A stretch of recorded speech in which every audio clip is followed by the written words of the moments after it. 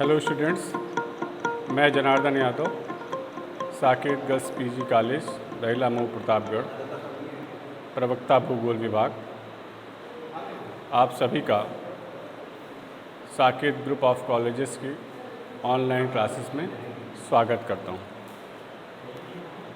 आज मैं आपको आपदा प्रबंधन पढ़ाऊंगा। हम लोग जानेंगे कि आपदा प्रबंधन क्या है, कैसे इसकी शुरुआत हुई, कौन कौन से तत्व इसमें प्रमुख रूप से अपनाए जाते हैं और कौन कौन से संगठन आपदा प्रबंधन का कार्य करते हैं। हम शुरू करें इससे पहले, यदि आपने हमारे चैनल को सब्सक्राइब ना किया हो तो आप इसे सब्सक्राइब करें, लाइक और शेयर करें और बेल आइकन दबाएं, जिससे हमारे नोटिफिकेशंस आपको मिलते रहें। और आपके रिव्यू का हम स्वागत करते हैं। अपने कमेंट हमें अवश्य दें, हमारी जो कमियां हैं उसे बताएं, जिससे हम उन्हें दूर करते हुए आगे और ज़्यादा बेहतर तरीके से आप तक अपनी बात पहुंचा सकें। तो आइए अब हम शुरू करते हैं अपने टॉपिक आपदा प्रबंधन को।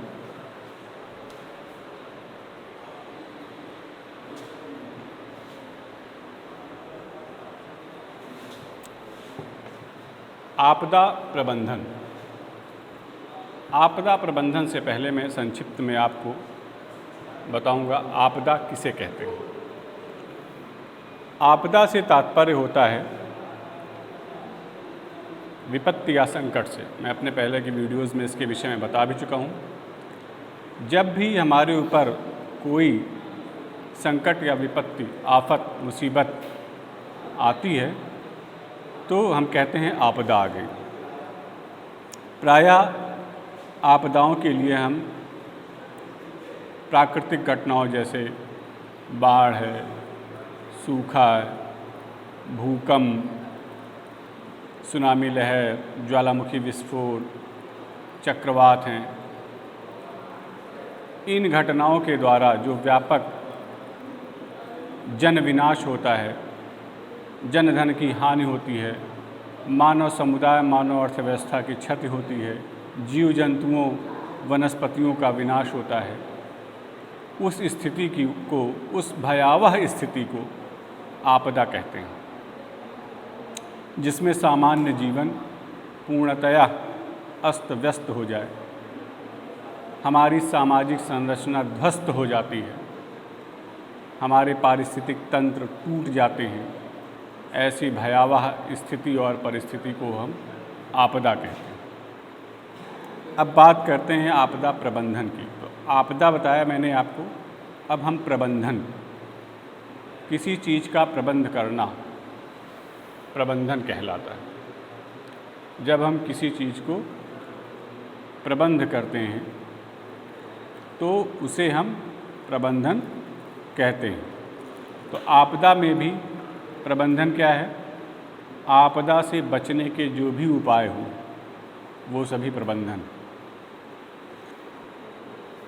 आपदा प्रबंधन एक बहुअंतर विषयी उपागम है जो किसी क्षेत्र, प्रदेश या देश में आने वाली आपदाओं के और आपदा के पूर्व एवं आपदा के उपरांत जो भी प्रभाव होते हैं उनसे निपटने की जो एक रणनीति बनाई जाती है उसे हम आपदा प्रबंधन कहते हैं। अर्थात आपदा प्रबंधन मुख्य रूप से किसी आपदा प्रभावित क्षेत्र में आपदा के दुष्प्रभावों को कम करने तथा वहाँ के लोगों की सामान्य दिनचर्या या सामान्य जीवन शैली की पुनर्स्थापना करने से संबंधित होता है। अर्थात जब भी आपदाएं आती हैं तो किसी क्षेत्र, प्रदेश या देश में व्यापक विनाश का कार्य करती हैं, जिससे मानव का जो सामान्य जीवन होता है, दैनिक दिनचर्या होती है, जीवन शैली होती है, वो पूर्णतया बाधित हो जाती है। इसी सामान्य जीवन शैली को फिर से स्थापित करने की जो प्रक्रिया होती है उसे हम आपदा प्रबंधन कहते हैं। दूसरे शब्दों में हम कह सकते हैं कि आपदा प्रबंधन आपदा के दुष्प्रभावों को कम करने तथा वहाँ के लोगों तथा समाज के सामान्य जनजीवन को पुनः पटरी पर लाने के लिए किसी संगठन या संस्था द्वारा या देश या समाज द्वारा उठाए गए सुनियोजित कार्यों से संबंधित होता है। यानी किसी भी आपदा के आने पर, आपदा से पूर्व और आपदा के पश्चात उस आपदा के प्रभावों को कम करने से संबंधित हम जितने भी कार्य करते हैं वो सभी आपदा प्रबंधन के अंतर्गत शामिल किए जाते हैं। क्योंकि आपदाएं बहुत ही भयावह होती हैं, इसलिए इनके प्रबंधन की अति आवश्यकता होती है और वो प्रबंधन एक दीर्घकालिक प्रक्रिया के रूप में किया जाता है। आपदा प्रबंधन के कुछ प्रमुख तत्व हैं। आपदा प्रबंधन एक व्यापक नियोजन की प्रक्रिया है, यानी कि मैंने आपको बताया कि एक दीर्घकालीन प्रक्रिया है। ऐसा नहीं कि जब कोई आपदा आई या उसकी किसी आपदा की भविष्यवाणी हुई तो हम तैयारी करना शुरू कर देंगे। यह एक नियोजित प्रक्रिया है, हमें पहले से आयोजन करना पड़ेगा, पहले से तैयारी करनी पड़ती है, तब जा कर के हम उस आपदा के प्रभावों को, उसके दुष्प्रभावों को कम कर सकते हैं। आपदा प्रबंधन आपदा के जोखिम को कम करने का एक कार्यक्रम होता है। उस आपदा के दुष्प्रभाव से जो भी सामान्य जनजीवन पर, उनकी संपत्ति पर, जीव जंतुओं पर, वनस्पतियों पर खतरा उत्पन्न होता है, उस खतरे को, उस जोखिम को कम करने का जो प्लान हम बनाते हैं उसी को हम आपदा प्रबंधन कहते हैं। तीसरा, आपदा प्रबंधन का मुख्य उद्देश्य होता है क्षेत्र में प्रभावित लोगों का बचाव करना, उनको सुरक्षित स्थानों पर ले जाना तथा उनको आवश्यक संसाधन उपलब्ध कराना, जैसे कपड़े, दवाइयाँ, बिस्तर, रहने के स्थान इत्यादि राहत सामग्रियों को पहुंचाना आपदा प्रबंधन कहलाता है। तो लोगों का बचाव करना, सुरक्षित स्थान पर ले जाना और राहत सामग्री प्रदान करना, ये संपूर्ण प्रक्रिया आपदा प्रबंधन कहलाती है। साथ ही साथ अगला है आपदा प्रबंधन विस्थापित लोगों के पुनर्स्थापन से संबंधित होता है। अर्थात जब भी किसी क्षेत्र में कोई आपदा आएगी तो वहाँ जो लोग प्रभावित होंगे वो उस स्थान को छोड़ करके अन्यत्र सुरक्षित स्थानों पर जा कर के रुकते हैं, रहते हैं या बसते हैं अस्थायी रूप से, या हम उन्हें सुरक्षित स्थानों पर ले जा कर के रखते हैं। तो ऐसे विस्थापितों का जब पुनर्स्थापन किया जाता है, इनका जब पुनर्वास किया जाता है, तो इस पूरे कार्यक्रम को हम आपदा प्रबंधन कहते हैं। तो आपदा प्रबंधन क्या है? आपदा प्रबंधन आपदा के प्रभाव को कम करने का और उस क्षेत्र के सामान्य जनजीवन को पटरी पर लाने का, यानी फिर से शुरू करने का, हमारी जीवन शैली, हमारी दैनिकचर्या को फिर से प्रारंभ करने का एक संपूर्ण कार्यक्रम जो बनता है, इसे ही हम आपदा प्रबंधन कहते हैं। अब हम आगे बढ़ेंगे।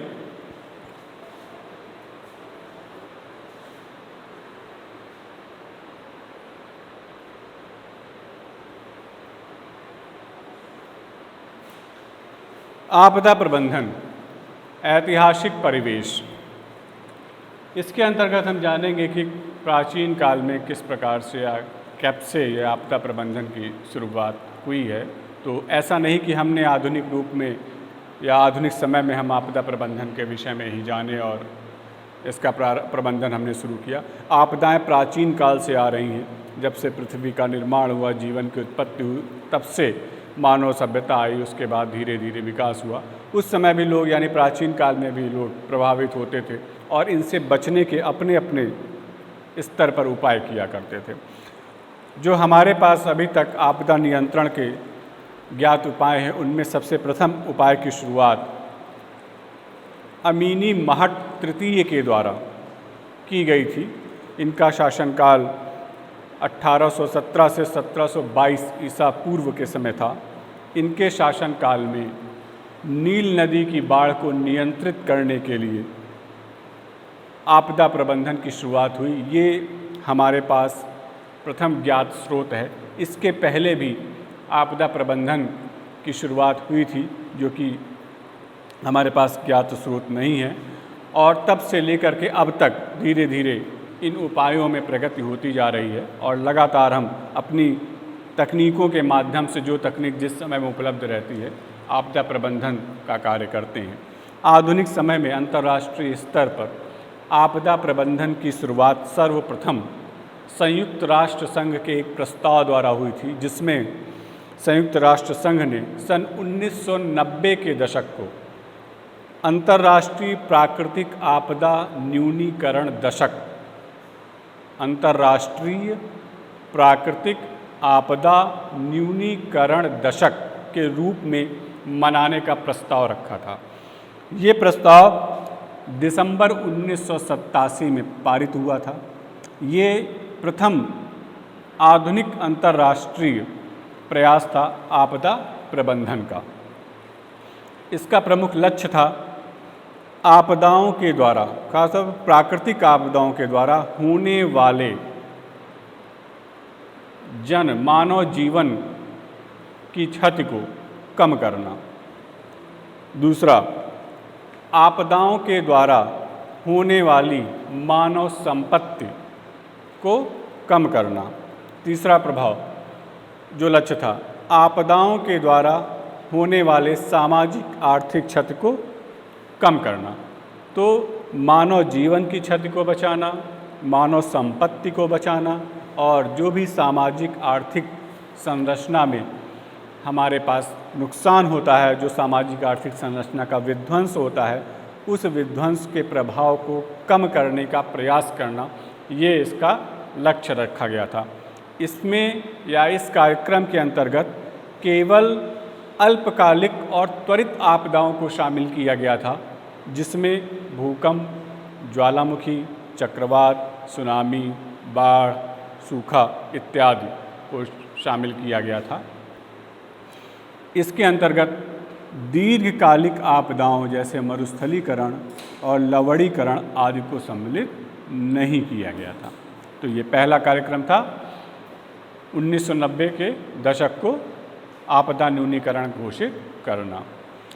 इसी के तहत सन 1994 में जापान के शहर योकोहामा में एक वैश्विक सम्मेलन हुआ, जिसे योकोहामा रणनीति के नाम से जाना जाता है। इस सम्मेलन में उद्देश्यों को और व्यापक किया गया और इन्हें दो वर्गों में विभाजित करके आपदा पूर्व और आपदा के उपरांत लक्ष्य निर्धारित किए गए। योकोहामा रणनीति में जापान के जो शहर में वैश्विक सम्मेलन हुआ, उसे योकोहामा रणनीति के नाम से जानते हैं। तो आपदा से पूर्व 3 तत्व रहे। उसमें पहला निर्धारित किया गया आपदा की तैयारी, कि हम किसी भी आपदा के आने से पहले उसकी तैयारी करेंगे। दूसरा था आपदा निरोध, उस आपदा को रोकने का कार्य करेंगे। तीसरा तत्व निर्धारित किया गया आपदा निवारण, आपदा से बचने के उपाय करेंगे, कैसे उसका निवारण किया जा सकता है। ये तो आपदा आने के पूर्व के 3 लक्ष्य निर्धारित किए गए। अब आपदा के उपरांत जो लक्ष्य निर्धारित किए गए, उसमें था राहत और बचाव कार्यों पर जोर देना। क्यों? क्योंकि जब आपदा आ गई तो उसने चारों ओर विध्वंस कर दिया। तो विध्वंस करने के पश्चात जो लोग आपदा से प्रभावित हुए हैं, सबसे पहले उन तक सहायता पहुँचे, राहत कार्य पहुँचे, उनका बचाव किया जाए, ये सबसे प्रमुख लक्ष्य निर्धारित किया गया। दूसरा, साथ ही साथ राहत और बचाव कार्य करने के साथ ही साथ जो हमारी विकास की योजनाएं चलती हैं, एक ऐसा विकास, ऐसा टिकाऊ विकास अपनाने पर जोर दिया जाए जो पर्यावरण संरक्षण के साथ हो। क्योंकि इस सम्मेलन में ये बात उभर करके सामने आई कि जैसे जैसे हम आगे की ओर बढ़ रहे हैं, अपना आर्थिक विकास करते जा रहे हैं, हमारी यानी मानव की आर्थिक गतिविधियों की वजह से आपदाओं की आवृत्ति और प्रचंडता बढ़ती जा रही है। इस कारण ये लक्ष्य निर्धारित किया गया कि पर्यावरण संरक्षण के साथ टिकाऊ विकास को महत्व दिया जाएगा। ये याकोहामा रणनीति में तय किया गया और उसका एक हिस्सा था। अब आइए आगे देखते हैं कौन कौन से संगठन आपदा प्रबंधन का कार्य करते हैं। तो ये कुछ अंतर्राष्ट्रीय संगठन हैं जो आपदा प्रबंधन के कार्य करते हैं। पहला संगठन है इसमें international association of emergency management. दूसरा संगठन है इंटरनेशनल रिकवरी प्लेटफॉर्म। तीसरा संयुक्त राष्ट्र संघ। चौथा रेड क्रॉस। पांचवा विश्व बैंक और छठा यूरोपियन संघ। तो ये 6 अंतर्राष्ट्रीय संगठन हैं जो संपूर्ण विश्व में किसी भी क्षेत्र में, किसी भी महाद्वीप में, किसी भी देश में किसी भी प्रकार की आपदा आए, राहत और बचाव कार्यों को करने के लिए ये सारे संगठन एकजुट होकर के कार्य करते हैं। प्रायः आपने सुना भी होगा रेड क्रॉस और संयुक्त राष्ट्र संघ, खास तौर पे 2 संगठनों के बारे में। संयुक्त राष्ट्र संघ के द्वारा अब वर्तमान समय में सबसे पहले राहत और बचाव कार्यों के लिए सामग्रियां प्रदान की जाती हैं सभी राष्ट्रों को। इसके साथ साथ संयुक्त राष्ट्र संघ समय समय पर आपदा प्रबंधन के लिए वैश्विक सम्मेलनों का भी आयोजन करता है। इसी प्रकार रेड क्रॉस संस्था जो भी है संगठन, ये भी राहत और बचाव कार्यों के लिए कार्य करते हैं और विश्व बैंक अपने स्तर पर आपदा प्रबंधन के लिए या आपदा से प्रभावित देशों को धनराशि प्रदान करता है, जिससे वो देश पुनः अपनी अर्थव्यवस्था को खड़ा कर सकें, पुनः अपने उस क्षेत्र के आपदा प्रभावित क्षेत्र के जनजीवन को पटरी पर लाने के लिए आधारिक संरचनाओं इत्यादि का निर्माण कर सकें। इसके लिए जो धनराशि आवश्यक होती है वो विश्व बैंक के द्वारा प्रदान की जाती है। इसी तरह यूरोपियन संघ यूरोप महाद्वीप में स्थित राष्ट्रों का एक समूह है जो राहत और बचाव कार्यों के लिए आगे आता है और राहत और बचाव कार्य संपूर्ण विश्व में आपदाओं से बचने के लिए करता है। अब देखते हैं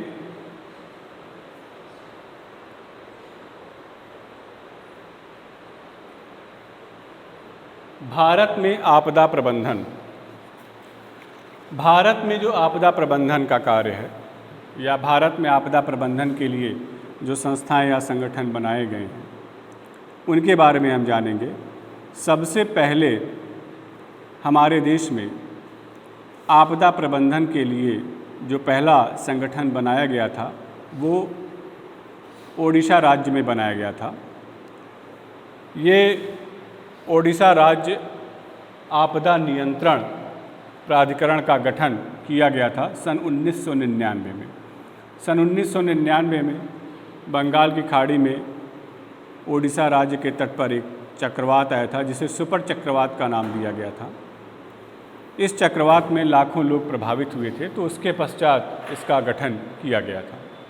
दूसरे नंबर पर गुजरात में 2001 में भुज में भूकंप आया था, तो गुजरात राज्य में एक गुजरात राज्य आपदा निवारण प्राधिकरण 2001 का गठन किया गया था।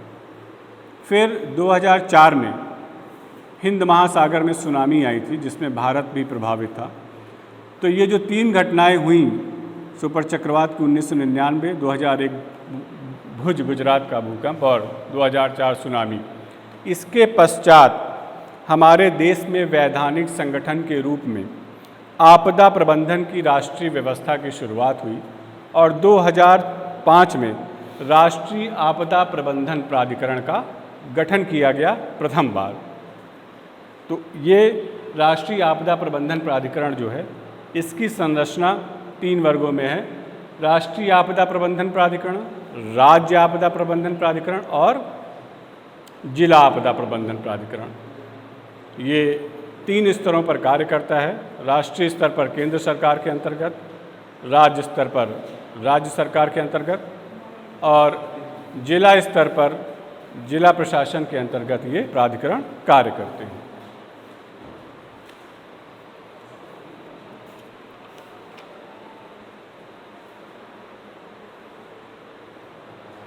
अब है आपदा प्रबंधन के नियम।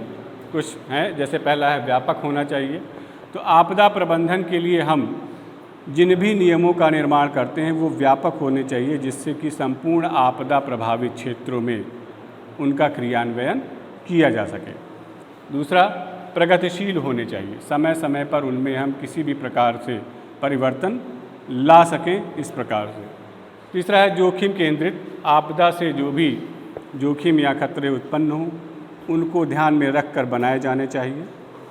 चौथा, सहभागिता। जो भी संगठन किसी भी क्षेत्र या राज्य या देश में आपदा के कार्य में सहयोग करते हैं उनमें आपस में सहभागिता अवश्य होनी चाहिए, तभी हम आपदा से बच सकते हैं। और लचीलापन, अर्थात इन नियमों में लचीलापन भी होना चाहिए जिससे कि समय समय पर इनमें किसी भी प्रकार का परिवर्तन किया जा सके। तो ये आपदा प्रबंधन के कुछ नियम हैं और ऐसे ही समय समय पर और अन्य नियम इसमें जोड़े जाते रहते हैं। जिस प्रकार किसी क्षेत्र या किसी देश की अलग अलग अपनी आवश्यकताएं होती हैं, तो उस क्षेत्र या उस देश में अलग अलग प्रकार के नियमों की आवश्यकता होती है। तो ये हो गया आपदा प्रबंधन। ये आज का हमारा टॉपिक था।